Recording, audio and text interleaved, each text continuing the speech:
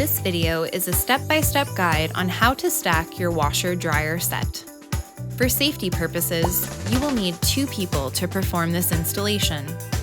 First, make sure the machine is level. Refer to our video, How to Level Your Equipment, or your user manual.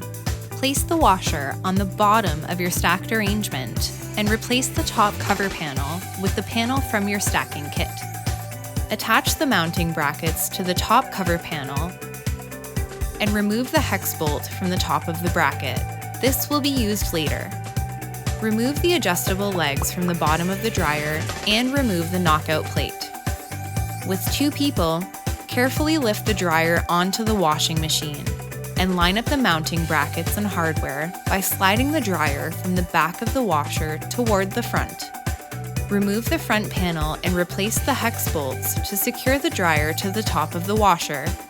Take the wiring harness from the front panel and undo the shrink or tie wrap to extend it.